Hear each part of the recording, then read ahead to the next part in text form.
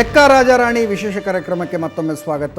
ಕಳೆದ ರಾತ್ರಿ ಬೆಂಗಳೂರು ಪೊಲೀಸರು ನಡೆಸಿದಂಥ ಒಂದು ರೇಡ್ ಜೂಜು ಅನ್ನುವಂಥ ಜಗತ್ತು ಹೇಗಿದೆ ಅನ್ನೋದರ ಮೇಲೆ ಬೆಳಕನ್ನು ಚೆಲ್ಲೋ ಹಾಗಿತ್ತು. ಅನೇಕರಿಗೆ ಗೊತ್ತಿರಲಿಕ್ಕಿಲ್ಲ ಆ ಜಗತ್ತಿನ ಒಳಗಡೆ ಮುಚ್ಚಿದ ಬಾಗಿಲ ಹಿಂದೆ ಏನೇನು ನಡೀತಿದೆ ಅಂತ.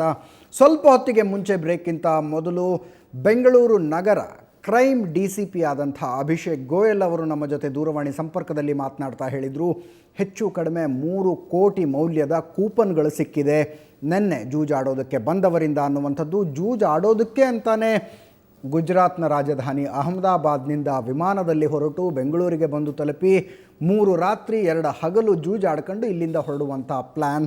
ಆ ಜಗತ್ತನ್ನು ಅರ್ಥ ಮಾಡಿಕೊಳ್ಳುವ ಪ್ರಯತ್ನ ನಾವು ಮಾಡ್ತಾ ಇದ್ದೀವಿ. ನಮ್ಮ ಜೊತೆ 3 ಜನ ಅತಿಥಿಗಳಿದ್ದಾರೆ. ದಿವಾಕರ್ ಅವರನ್ನು ನಾನು ಕೇಳೋದಕ್ಕೆ ಬಯಸ್ತೀನಿ. ಸರ್, ಜೂಜು ಆಡೋದಕ್ಕೆ ಅಂತಾನೆ ವಿಮಾನದ ಮೂಲಕ ಇನ್ನೊಂದು ಊರಿಗೆ ಹೋಗುವಂಥದ್ದು, ಹೌ ಆಫನ್ ಈಸ್ ದಿಸ್? ಇದು ಹಿಂಗೆ ನಡೀತಾ ಇರುತ್ತಾ ಅಂತ? ಸರ್, ನಡೀತಾ ಇರುತ್ತೆ ಅನ್ನೋದಕ್ಕಿಂತ ಅವ್ರು ಯಾರೂ ಬನ್ನಿ ಅಂತ ಹೇಳೋದಿಲ್ಲ. ಅಲ್ಲ, ಬನ್ನಿ ಅಂತ ಹೇಳೋದಿಲ್ಲ, ಆಡ ಚಟ ಇರೋರು. ಅಲ್ಲ, ನಾನು ಚಟಾನೇ ಅರ್ಥ ಮಾಡ್ಕೊಳ್ಳೋಕೆ ಟ್ರೈ ಮಾಡ್ತಾ ಇರೋದು. ಈಗ ಚಟಾನೇ ಅರ್ಥ ಮಾಡ್ಕೊಳ್ಳೋಕೆ ಟ್ರೈ ಮಾಡ್ತಿದ್ದೀನಿ ಸರ್. ಇಲ್ಲ, ಒಂದೊಂದರಲ್ಲಿ ನೋಡಿ, ಇಲ್ಲಿ ಒಂದು ಏನಾಗುತ್ತೆ ಅಂದರೆ, ಇವಾಗ ನಾವು ಇಲ್ಲಿದ್ದೀವಿ, ಇಲ್ಲಿ ಸ್ವಂತ ರಾಜ್ಯದಲ್ಲಿ ಆಡೋಕ್ಕೆ ಒಬ್ಬೊಬ್ಬರು ಭಯ ಪಡ್ತಾರೆ. ಅಂಥವ್ರನ್ನ ಯಾರು ಅಂತ ಕೆಲವರೆಲ್ಲ ಅವ್ರು ಗುರ್ತಿರುತ್ತೆ, ಯಾರ್ಯಾರು ಏನೇನು ಆಡ್ತಾರೆ, 3 ಕಾರ್ಡ್ಸ್ ಯಾರು ಆಡ್ತಾರೆ, ಅಂದರ್ ಬಾಯ್ ಯಾರು ಆಡ್ತಾರೆ ಅಂತ. ಅಂಥವ್ರಿಗೆಲ್ಲ ಕೆಲವರೆಲ್ಲ ಒಬ್ಬರು ಲೀಡ್ರ್ ಅಂತ ಇರ್ತಾರೆ. ಆ ಲೀಡ್ರೆಲ್ಲ ಬಂದು ಓಕೆ ಅವರೆಲ್ಲ ಕೋಆಪ್ರೇಟ್ ಮಾಡಿದ್ರೆ ತಾನೇ ಅವ್ರು ಇಲ್ಲಿಂದ ಫ್ಲೈಟ್ ಟಿಕೆಟ್ ಎಲ್ಲ ಕೊಟ್ಟು ಕರ್ಕೊಬಂದು ಇಲ್ಲಿ ಆಡ್ಸೋಕ್ಕೆ ಸಾಧ್ಯ. ಇದರಲ್ಲಿ ಏನಾಗುತ್ತೆ, ಅವ್ರಿಗೆ ಯಾರ್ಯಾರು ಇಷ್ಟ ಬಂದಿದ್ದಾರೆ ಬಂದು ಆಡಿದ್ದಾರೆ. ಬಟ್ ಇದು ಏನೇ ಆದ್ರೂ 3 ಕಾರ್ಡ್ಸು ಅಥವಾ ಅಂದರ್ ಬಾಯರ್ ಆಡೋದು ಕಾನೂನು ಬಾಹಿರ ಅಂತ ಹೇಳಿದೆ. ನೋಡಿ, ಇಲ್ಲಿ ಹೇಳಿದ್ದಾರೆ ರಮ್ಮಿ ಆಡ್ಬೋದು ಅಂತೇಳಿ ಇದರಲ್ಲೇ ತೋರಿಸಿದ್ದಾರೆ. ನೋಡಿ, ರಮ್ಮಿ ಆಡ್ಬೋದು, ದುಡ್ಡು ಹಾಕಿ ರಮ್ಮಿ ಆಡ್ಬೋದು ಅಂತ. ದುಡ್ಡು ಹಾಕಿ ರಮ್ಮಿ ಆಡಬಹುದು. ಮತ್ತು ನೀವು ಹೇಳಿದೆ ಅಂದರೆ, ಈಗ ಹೇಳಬೇಕಾಗಿರೋ ಇನ್ನೊಂದು ಮಾತಂದ್ರೆ, ಲೈಸೆನ್ಸ್ ಪಡೆದಿರೋ ರೀಕ್ರಿಯೇಷನ್ ಕ್ಲಬ್ಗಳಲ್ಲಿ ದುಡ್ಡು ಹಾಕಿ ರಮ್ಮಿ ಆಡಬಹುದು. ಅದು ಬರೀ ರಮ್ಮಿ, ಎಸ್, ರಮ್ಮಿ ಮಾತ್ರ. 3 ಕಾರ್ಡ್ಸ್ ಆಗಲಿ ಅಥವಾ ಯಾವುದೇ ಒಂದು ಇನ್ನೊಂದು ಅಂದರ್ ಬಾಯರ್ ಆಗಲಿ ಯಾವುದೇ ಕ್ಲಬ್ಬಲ್ಲೂ ಆಡೋದಕ್ಕೆ ಪರ್ಮಿಷನ್ ಇಲ್ಲ. ಏನಿದ್ರು ಮಾತ್ರ ರಮ್ಮಿ ಮಾತ್ರ ಆಡ್ಬೋದು ಅಂತೇಳಿ ಇದಿದೆ. ಅದು ಯಾರ್ಯಾರು ನಡೀತಾರೆ, ರಮ್ಮಿ ಆಡ್ತಾರೆ, ಅಲ್ಲೂ ಕೂಡ CCTV ಅನ್ನೋದೆಲ್ಲ ಪ್ರತಿಯೊಂದನ್ನು ಮಡಗಿದ್ರೆ ನಾಳೆ ದಿನ ಯಾರು ಒಂದು ಅಧಿಕಾರಿ ಆಗಲಿ ಯಾರು ಬಂದರೆ ಅದರಿಂದ ಅವ್ರಿಗೆ ಮಾಹಿತಿ ಸಿಗುತ್ತೆ. ನೋಡಿ ಸರ್, ನಾವು ಈ ರೀತಿ ಮಾಡ್ತಾ ಇದ್ದೀವಿ, ನಮ್ಮ ಕ್ಲಬ್ಬಲ್ಲಿ ಈ ರೀತಿ ಇದೆ ಅಂತೇಳಿ. ಕೆಲವು ಕ್ಲಬ್ಬಲ್ಲಿ CCTV ಹಾಕಲ್ಲ. CCTV ಹಾಕೋದ್ರಿಂದ ಎಷ್ಟು ನಮಗೆ ಉಪಯೋಗ ಇದೆ ಅಂದರೆ, ನಾಳೆ ದಿನ ಯಾರಾದರೂ ನೊಟೋರಿಯಸ್ಗಳು ಬರ್ಬೋದು ಅಥವಾ ಬೇರೆ ಯಾರು ಬರ್ಬೋದು. ಈ CCTV ಅನ್ನೋದು ಎಷ್ಟು ನಾವು ಹಾಕ್ತೀವಿ ಅಷ್ಟು ಒಳ್ಳೆಯದು ಅಂತ ನನ್ನ ಅನಿಸಿಕೆ ಕ್ಲಬ್ಗಳಲ್ಲಿ. ಒಂದು ರಿಕ್ರಿಯೇಷನ್. ಈಗ ನೀವು ಒಂದು ಕ್ಲಬ್ ನಡೆಸ್ತೀರಿ ಸರ್, ಹೇಳಿ ಸರ್. ನಿಮ್ಮಲ್ಲಿ ಯಾಕೆ ಈ 60 ಜನ ಬಂದು ಆಟ ಆಡಲಿಲ್ಲ? ಯಾಕೆ ಲೈಸೆನ್ಸ್ ಇಲ್ಲದೆ ಇರೋ ಒಂದು ಹೋಟೆಲ್ಗೆ ಹೋಗಿ ಅಲ್ಲಿ ಆಟೋದಕ್ಕೆ ಕೂತ್ಕೊಂಡು? ಸರ್, ನಮ್ಮದ್ರಲ್ಲಿ ಅಲೋಡ್ ಇಲ್ವಲ್ಲ. 3 ಕಾರ್ಡ್ಸ್ ಆಗಲಿ ಅಥವಾ ಇನ್ನೊಂದು ಪೋಕರ್ ಗೇಮ್ ಆಗಲಿ ಅವೆಲ್ಲ ಯಾವುದು ನಮ್ಮದ್ರಲ್ಲಿ ಅಲೋಡ್ ಇಲ್ಲ. ಇವರು ರಮ್ಮಿ ಬಿಟ್ಟು ಉಳಿದಿದ್ದ ಆಟಗಳನ್ನ ಆಡುವಂಥವ್ರು. ಖಂಡಿತ ಅಲ್ಲಿ ಗೊತ್ತಾಗ್ತಾ ಇರೋದು ನೋಡಿದ್ರೆ. ಇಷ್ಟು ದೊಡ್ಡ ಮೊತ್ತ ಇನ್ನೊಂದೇನಂದ್ರೆ, ನೀವು ಇಡೀ ಭಾರತದಲ್ಲಿ ನೀವು ಯಾವುದೇ ಕ್ಲಬ್ಗೆ ಹೋದರೂ ಕೂಡ ಇಷ್ಟು ಮೊತ್ತದ ನೀವು ಟೋಕನ್ನ ಪಡೀಲಿಕ್ಕೆ ಸಾಧ್ಯನೇ ಇಲ್ಲ. ನೀವು ಈ ರೀತಿ ಇದನ್ನು ನೋಡ್ಬಿಡ್ತು ಅಂದರೆ ಒಂದು ಇಂಡಸ್ಟ್ರಿ ಆಗೋಯ್ತು ಇದು. ಮ್ಯಾಕ್ಸಿಮಮ್ ನಿಮಗೆ ಗೊತ್ತಿರೋ ಪ್ರಕಾರ ಮ್ಯಾಕ್ಸಿಮಮ್ ಎಷ್ಟರದ್ದು ಟೋಕನ್ ತಗೋತಾರೆ ಸರ್? ಸರ್, ಇವಾಗ ನೋಡಿ, 500 ರೂಪಾಯಿ ತಗೊಂಡು ಆಡೋರಿದ್ದಾರೆ, 5,000 ರೂಪಾಯಿ ತಗೊಂಡು ಆಡೋರಿದ್ದಾರೆ, 20,000 ರೂಪಾಯಿ ತಗೊಂಡು ಆಡೋರಿದ್ದಾರೆ. ಅವರವರ ಕೆಪಾಸಿಟಿ ಮೇಲೆ ಡಿಪೆಂಡ್ಸ್ ಆನ್. ಇವಾಗ ನಮ್ಮ ಟೋಕನ್ಗಳ ಬಗ್ಗೆ ಮಾತಾಡ್ತಾ ಇದ್ವಿ. ನನ್ನ ಕೈಯಲ್ಲಿ ಒಂದಷ್ಟು ಟೋಕನ್ಗಳಿದೆ. ಇದು ಲೈಸೆನ್ಸ್ ಪಡೆದಿರೋ ಕ್ಲಬ್ ಒಂದರ ಟೋಕನ್ಗಳು. ಈ ಒಟ್ಟು ಮೊತ್ತ 17,500 ರೂಪಾಯಿ ಮೊತ್ತದ ಟೋಕನ್ಗಳಿವು. ಕ್ಲಬ್ ಹೆಸರನ್ನು ಹೇಳಬಾರ್ದು ಅನ್ನುವಂಥದ್ದಾಗಿದೆ. ಇದರ ಬೆಲೆ 5,000 ರೂಪಾಯಿ. 5,000 ಹಣವನ್ನು ಒಯ್ದು ಆಟ ಆಡೋದಕ್ಕೆ ಬಂದಿರುವಂಥ ವ್ಯಕ್ತಿ ತೆಗೆದುಕೊಂಡು ಹೋಗಿ ಕೌಂಟರ್ನಲ್ಲಿ ಕೊಟ್ಟಾಗ, 5,000 ಕ್ಯಾಶ್ ಕೊಟ್ಟಾಗ ಇಂಥದ್ದು ಒಂದು ಟೋಕನನ್ನು ಕೌಂಟರ್ನಲ್ಲಿ ಕೊಡಲಾಗುತ್ತೆ. ಇನ್ನೊಂದು ಕೈಯಲ್ಲಿ 2,000 ರೂಪಾಯಿಯ ಇನ್ನೊಂದು ಟೋಕನ್ ಕೂಡ ಇರುವಂಥದ್ದು. ಆದರೆ ಕಳೆದ ರಾತ್ರಿ ಕ್ರೈಮ್ ಬ್ರಾಂಚ್ ಅಧಿಕಾರಿಗಳು ನಡೆಸಿದಂಥ ರೇಡ್ನಲ್ಲಿ 20,000 ರೂಪಾಯಿಯ ಒಂದೊಂದು ಟೋಕನ್ಗಳು ಸಿಕ್ಕಿರುವಂಥದ್ದು. ಅದೇ ರೀತಿಯಾಗಿ 1,000ದ ಟೋಕನ್ ಇದೆ. 5,000ದಿಂದ ಹಿಡಿದು 50 ರೂಪಾಯಿ ಆರಂಭಿಕ ಬೆಲೆ, 50 ರೂಪಾಯಿಯಿಂದ ಆರಂಭ ಆಗುತ್ತೆ. 5,000 ರೂಪಾಯಿವರೆಗೂ ಟೋಕನ್ಗಳಿರುವಂಥದ್ದು. 17,500 ರೂಪಾಯಿ ಮೊತ್ತದ ಟೋಕನ್ಗಳನ್ನು ಕೇವಲ ಇಷ್ಟು ಮಾತ್ರ ಟೋಕನ್ ಆಗುತ್ತೆ. ಹಣವನ್ನು ಇಟ್ಟು ಆಡೋದಕ್ಕಿಂತ ಈ ಟೋಕನ್ಗಳನ್ನು ಇಟ್ಟು ಆಡುವಂಥದ್ದು ಎಂಥವ್ರಿಗೂ ಕೂಡ ಅನುಕೂಲಕರ ಆಗುತ್ತೆ. ಆದರೆ ಈ ಒಂದು ವ್ಯವಸ್ಥಿತ ಜೂಜು ದಂಧೆಯಲ್ಲಿ ನಿನ್ನೆ ಪೊಲೀಸರು ರೇಡ್ ಮಾಡಿದಾಗ ಬಯಲಿಗೆ ಬಂದಿರುವ ಜೂಜು ದಂಧೆಯಲ್ಲಿ ಟೋಕನ್ಗಳನ್ನು ಅಹಮದಾಬಾದ್ನಲ್ಲೇ ಪಡೆಯಬೇಕಾಗ್ತಿತ್ತು. ಅಹಮದಾಬಾದ್ನಲ್ಲಿ ಹಣ ಕೊಟ್ಟ ನಂತರ ಇಂಥ ಟೋಕನ್ಗಳನ್ನು ಅಲ್ಲಿನ ಏಜೆಂಟ್ ಕೊಡ್ತಾ ಇದ್ದ. ಆ ಟೋಕನ್ಗಳನ್ನು ತೆಗೆದುಕೊಂಡು ಇಲ್ಲಿ ಆಡಬೇಕು. ಗೆದ್ದಂಥವರು ತೆಗೆದುಕೊಂಡು ಹೋಗಿ ಅಹಮದಾಬಾದ್ನಲ್ಲಿ ಆ ಟೋಕನ್ಗಳನ್ನು ಕೊಟ್ಟಾಗ ಅದರ ಮೌಲ್ಯ ಎಷ್ಟಿದೆಯೋ ಅಷ್ಟು ಹಣವನ್ನು ಅವರಿಗೆ ಕೊಡಲಾಗ್ತಾ ಇತ್ತು ಅನ್ನುವಂಥದ್ದು. ಎಸ್ ವೀರೇಶ್. ಈಗ ನಿಮ್ಮ ಕೈನಲ್ಲಿ ಏನು 17,000 ರೂಪಾಯಿ ಟೋಕನ್ಸ್ ಇದೆ, ಇದು ತೊಗೊಂಬಂದಿದೆ, ಓಕೆ, ನಮ್ಮ ಒಂದು ಕ್ಲಬ್ಬಿಂದ ತೊಗೊಂಬಂದಿದ್ದಾರೆ ನಮ್ಮ ದಿವಾಕರ್ ಅವರು. ಎಸ್. ಆದರೆ ಇಲ್ಲಿ ಏನು 3 ಕೋಟಿ ರೂಪಾಯಿ ಟೋಕನ್ ಸಿಕ್ಕಾಕೊಂಡಿದೆ, ಇದಿಷ್ಟು ಸೀಸ್ ಆಗುತ್ತೆ. ಓಕೆ, ಸೀಸ್ ಆದಾಗ ಕಳ್ಕೊಳ್ಳೋರು ಅಲ್ಲಿ ಆಡ್ತಾ ಇರೋರು ಮಾತ್ರ ಅವ್ರು ಬರಬೇಕಾದ್ರೇ ಅಷ್ಟು ಮೊತ್ತ ಅಲ್ಲಿ ಕೊಟ್ಬಿಟ್ಟು ಆ ಟೋಕನ್ಸ್ ಇಲ್ಲಿ ತರಬೇಕಾಗತ್ತೆ.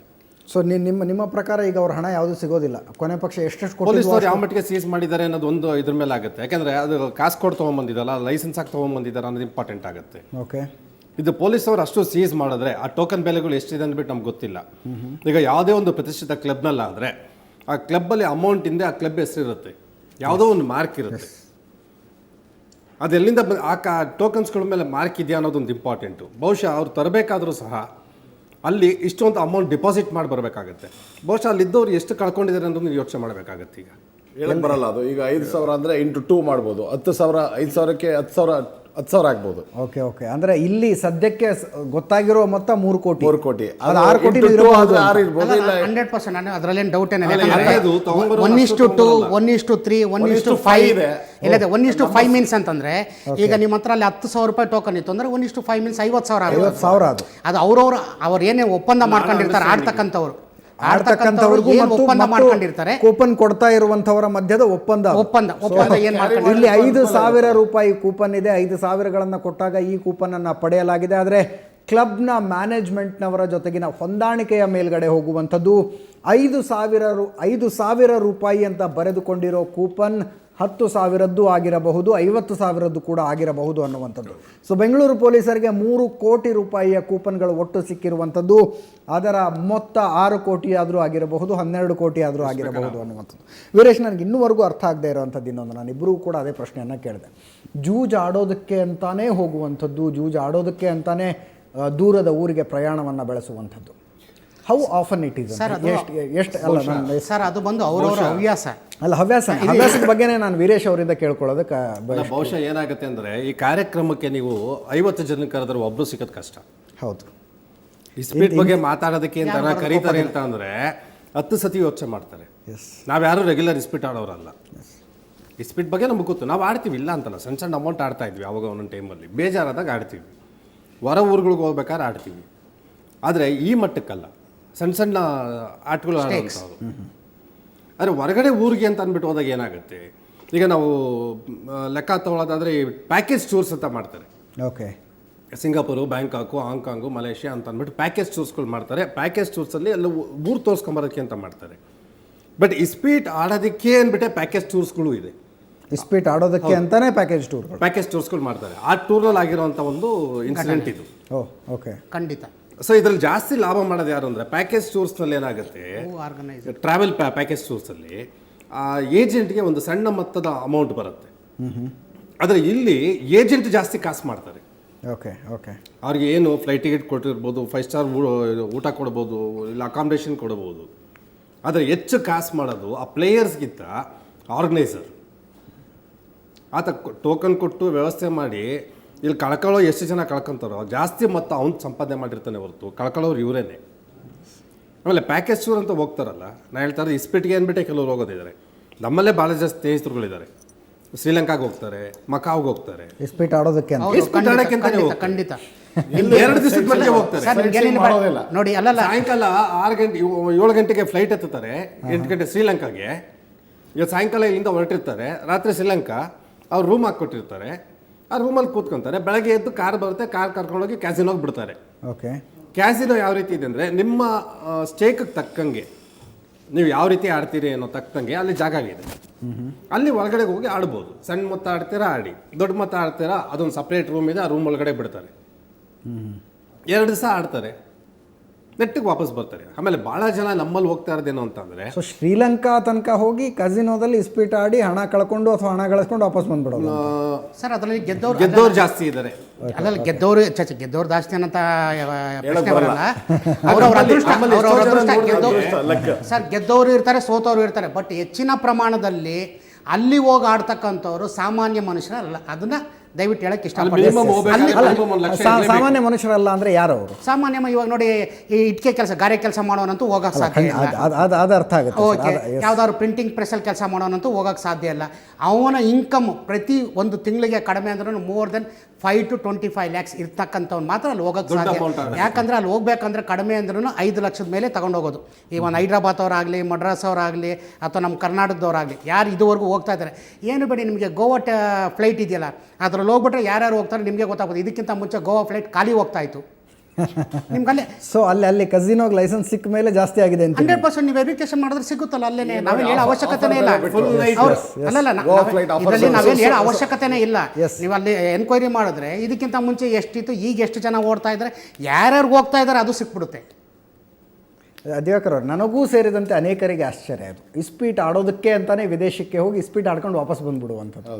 ನಿಜವಾಗ್ಲೂ ಅಂದರೆ ನಮ್ಮ ಜನಸಾಮಾನ್ಯರಿಗೆ ಅರ್ಥ ಆಗುವಾಗ ಹೇಳಿ, ನಿಜವಾಗ್ಲೂ ಇದು ನಡೀತಿದೆಯಾ? ಯಾರು ಹೀಗೆ ಇಸ್ಪೀಟ್ ಆಡೋದಕ್ಕೆ ಅಂತಲೇ ದುಡ್ಡು ತಗೊಂಡು ಹೋಗಿ ಅಲ್ಲಿ ದುಡ್ಡು ಹಾಕಿ ಅಥವಾ ದುಡ್ಡು ತಗೊಂಡು ವಾಪಸ್ ಬಂದುಬಿಡುವಂಥವ್ರು ಬೆಂಗಳೂರಿನಲ್ಲಿ ಆ ಜನಸಂಖ್ಯೆ ಇದೆಯಾ ಹಂಗೆ ಮಾಡೋರ್ದು ಅಂತ?